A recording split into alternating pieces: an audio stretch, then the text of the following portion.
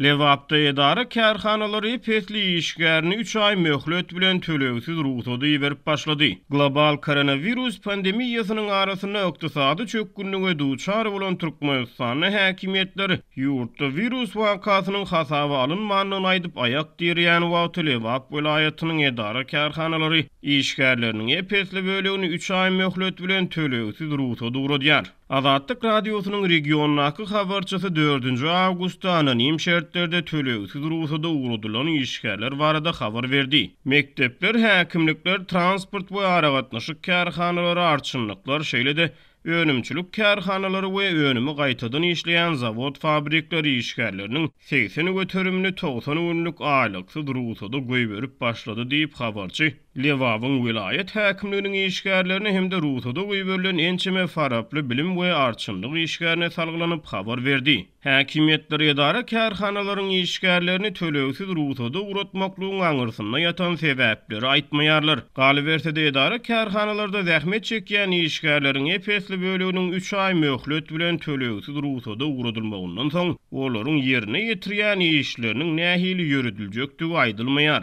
Ýöne bu çäreler ýurtda ykdysady çökgünlügiň dünýäde bolsa koronavirus pandemiýasynyň dowam edýän wagtyna gabat gelýär. Türkmenistan şu wagtda içinde resmi taýdan YKJ-de COVID-19 wakasyny hasaba almady. Mektepler ýapylardyň online okuw bolar. Okuwçylar ünlü mugallimler bilen online sapak geçerler diýip habarçy bilim we terbiýeçilik edaralarynyň işgärlerine salgylanyp habar berdi. Köp ýyllyklaryň dowamyna interneti berk çäklendirip gelýän Türkmenistanyň bilim puwdagyny online usula geçirmek mümkinçilikleri nämälimligine galýar. Galy berse-de Türkmen hökümeti ýurduň dürli puwdaklarynyň sanly ulgama üstünlükli geçirilýändigini ýygyderli gaýtalap gelýär. Beýlek tarapdan golaýdy Birleşen Milletler Guramasynyň ykdysady we durmuş meseleleri boýunça departamentiniň agza ýurtlarda sanly ulgamlaryň durmuşy ornaşdyrylmagyny öwrenip geçiren barlygyna Türkmenistan 193 ýurduň arasyna iza konularda 158-nji oruna ýerleşdirildi.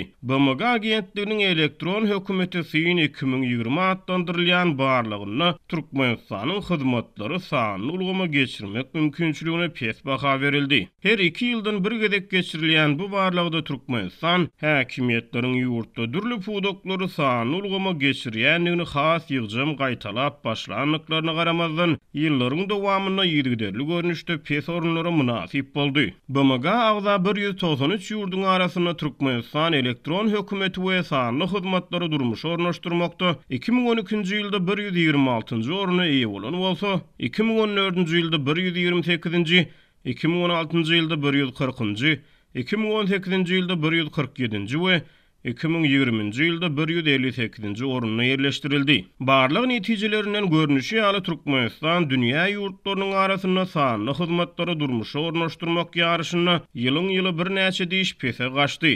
Ýöne beýlek tarapdan bu ugurdaky ýygyderli pese gaçyşlyk häkimetleriň ýurtda elektron hyzmatlary ösdürýänliklerini öňe sürmegi ýygyderli gaýtalaýan wagtlaryna gabat gelýär.